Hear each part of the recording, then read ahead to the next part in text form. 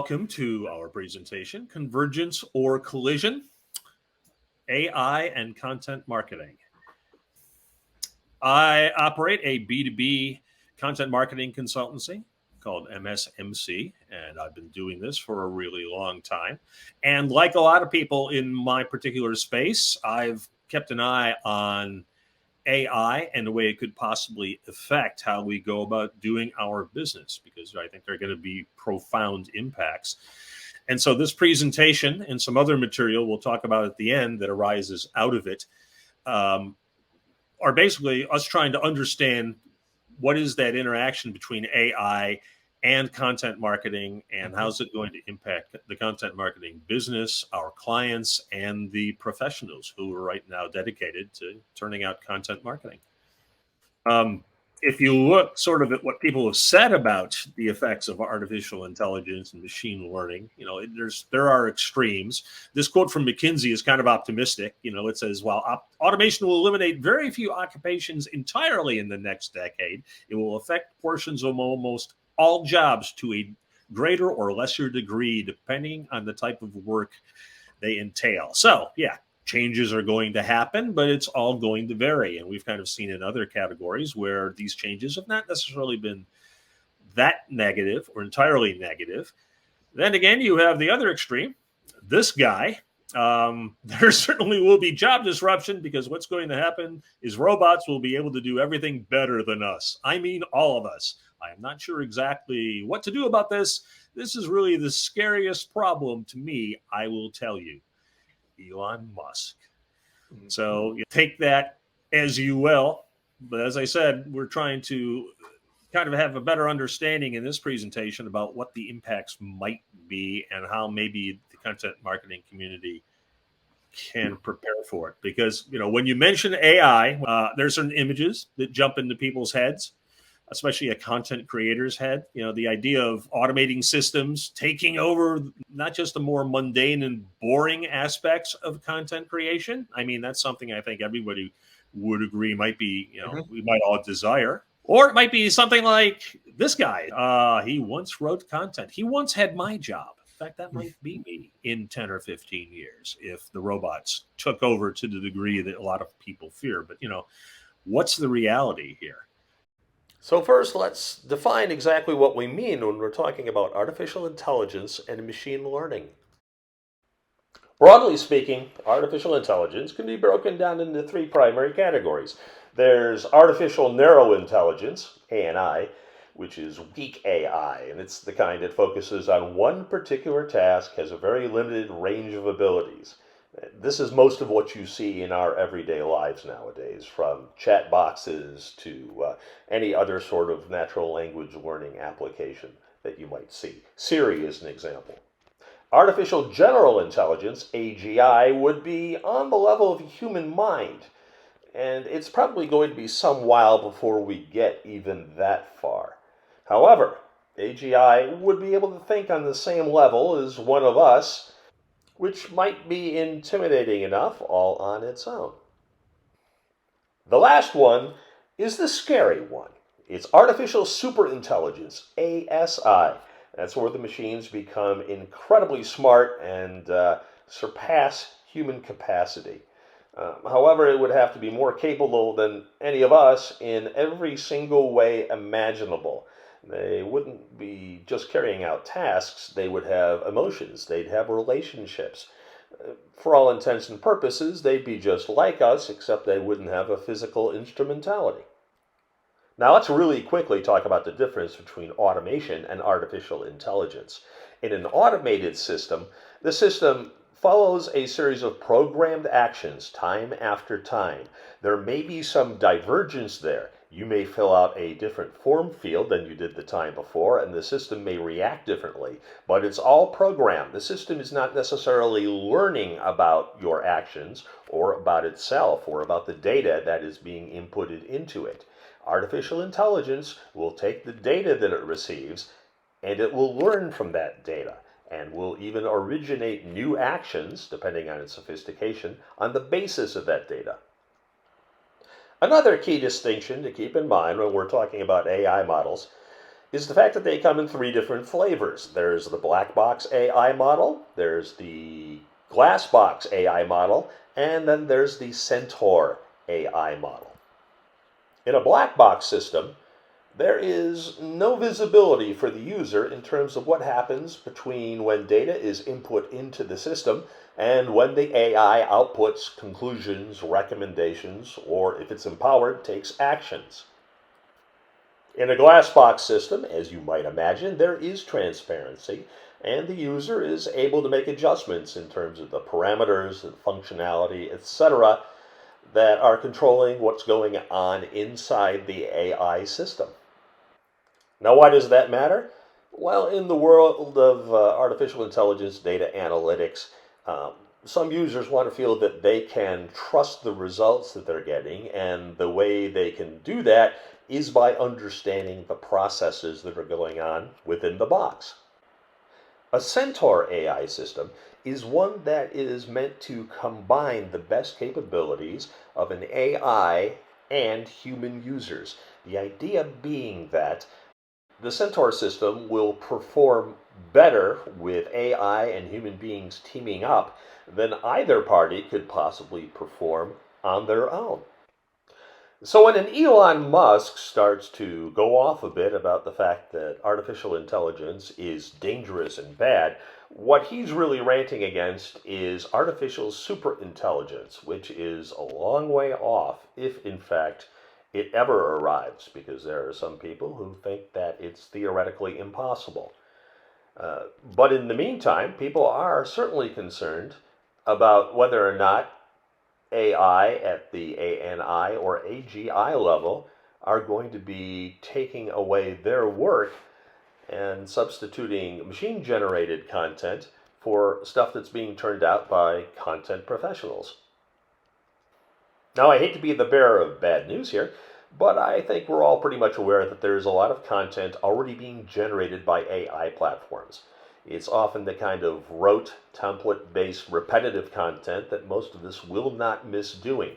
But good writing, the kind where we expect there to be a human byline, isn't necessarily protected from machine learning systems. The irony is that the harder the intellectual process, the easier it is for a machine to execute a process like that.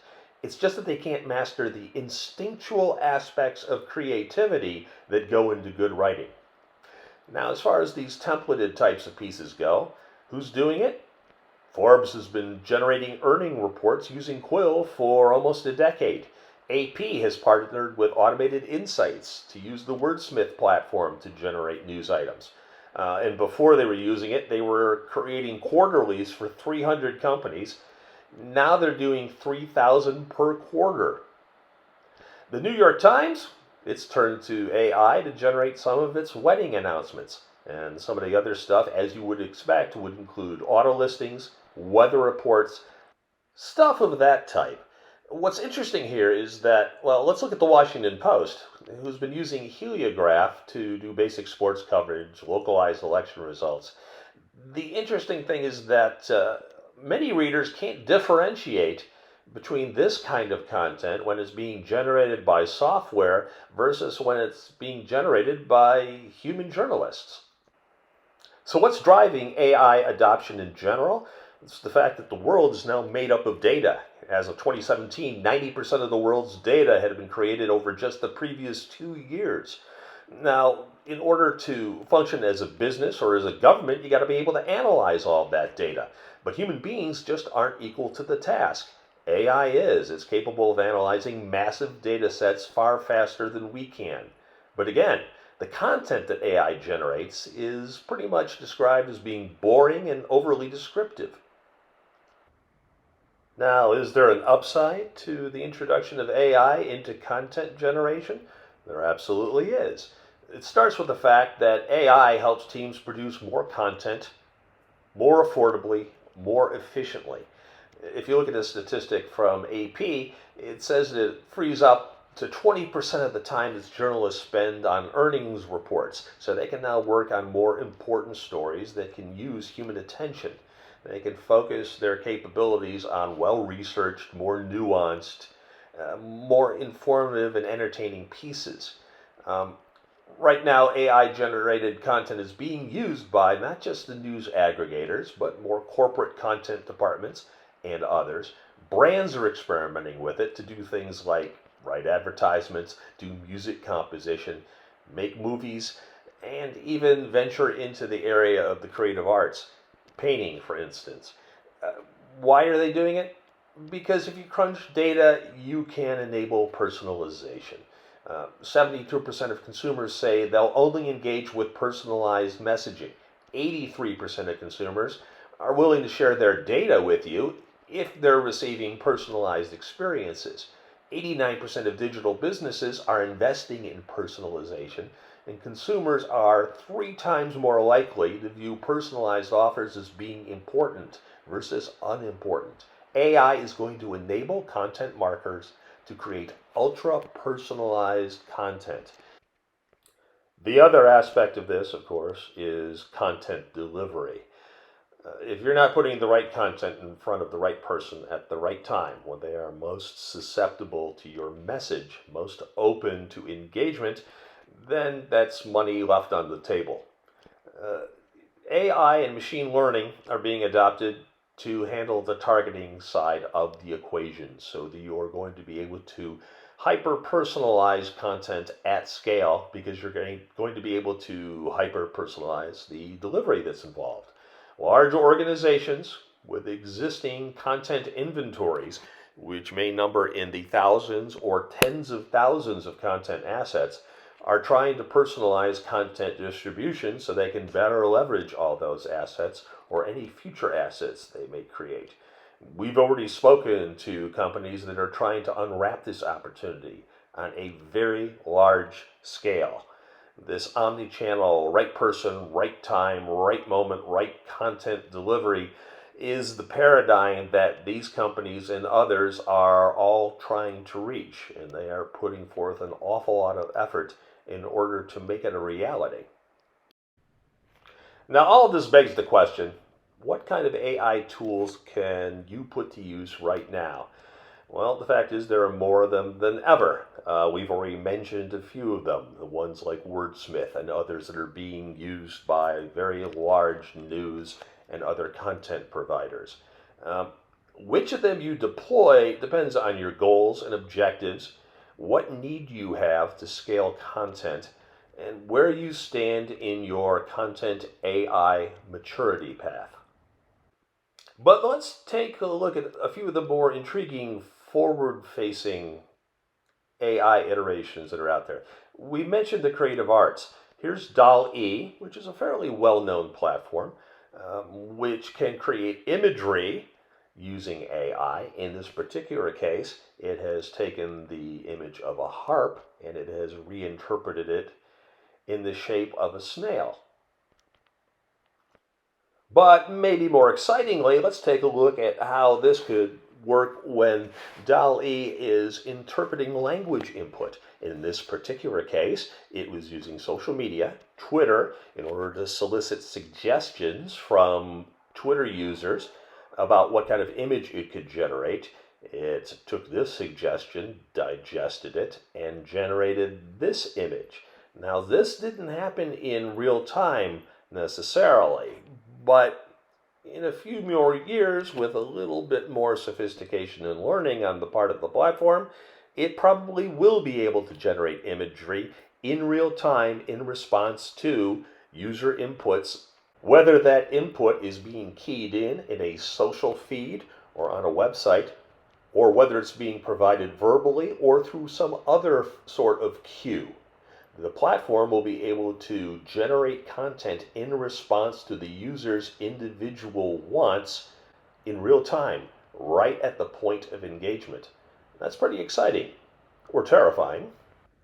But let's look at a more granular example of how partnership between human beings as content creators and AI might work. In this particular case, we're looking at an example from Robin Sloan, who is a published author who has written about AI.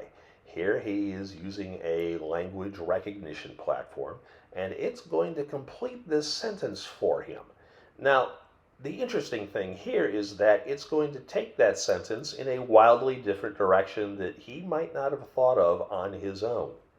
30 years ago, when Garry Kasparov was playing against the computer in chess, he said he could tell there was an intelligence on the other side of the chessboard. It just wasn't a human one or one that he was familiar with. So maybe that's the value here. The uniquely different perspective that AI can give us will help us make our content better. Here's another example of how that could work in the world of SEO. Inc. is an AI platform that helps augment search engine optimization efforts. Now, typically, the way we work in SEO is we come up with a series of keywords and we write content to suit those keywords, or vice versa. We write the content first and then we optimize it, trying to figure out if we're going to be able to hit the keywords that are going to do us the most good and that are getting the most traction out there in the marketplace. What Inc. does is it takes the keywords and the document that's been written, it analyzes them, and then it goes out and it scans the entirety of the web to see just how effective this particular piece or these particular keywords are going to be in the larger market.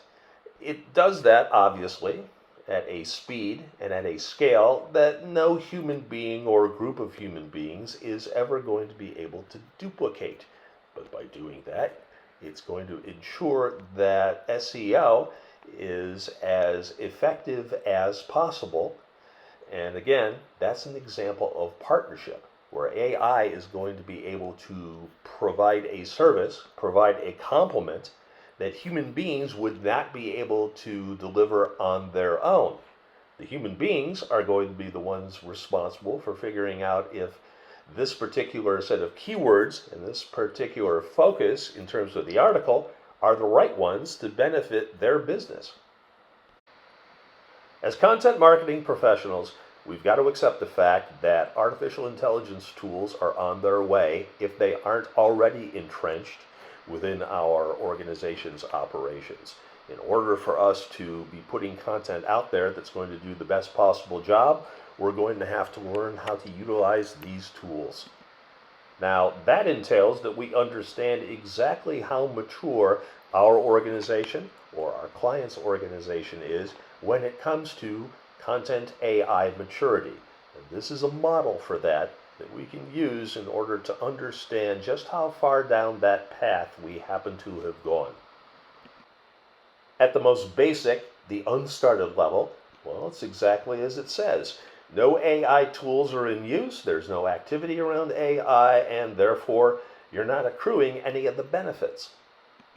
At the next level, you're doing a certain amount of content measurement and content optimization using AI tools. You may be using something like Google Analytics and its AI capabilities to optimize your SEO. You may be using Grammarly to make sure that your content is grammatically correct, but also is not guilty of plagiarism. The benefits here are that you are aiding content efficacy by using improved analytics. The next level up is called content tailoring. And what you're doing is you are personalizing, customizing content to a desired audience using tools that include Triblio, 6th Sense, Persado, and others. The benefits are the content is more relevant to individuals and is delivered more relevantly, which drives better engagement. And the content team is liberated from generating mundane content, which means that they're able to focus on tasks that are more sophisticated, and that in turn creates higher productivity and efficiency within your content team. The last tier in this progression is still a ways off because many of the tools necessary haven't been created yet, but it's the one where AI will take over complete responsibility for the entire content marketing process, from creation, through delivery, through analytics, and beyond.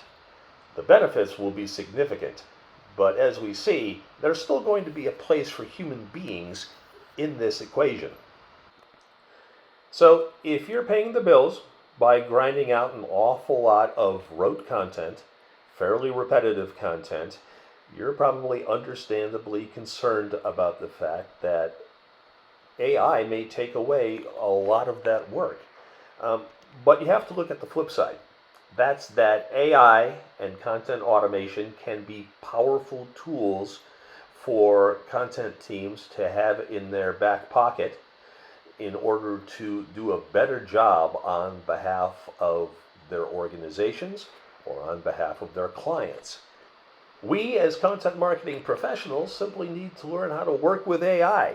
We need to take it from the perspective of, hey, this is just another tool that we are going to be able to leverage to elevate the human factor in content marketing, to make content better, to make it more insightful, to make it more original, to make it more in tune with our target audience's real pain points, wants, and needs. Over the last 200 years, every time there's been a wave of mechanization or automation, a lot of people have said that it's going to be the death of a profession, the end of a whole way of life. In some cases, there have been some significant changes to workplaces, to the kinds of professions that are involved in a given industry. But the fact is that those who adapt and learn to leverage those tools for the better come out the other side in an advantageous position. I myself work in the legal operations automation sector.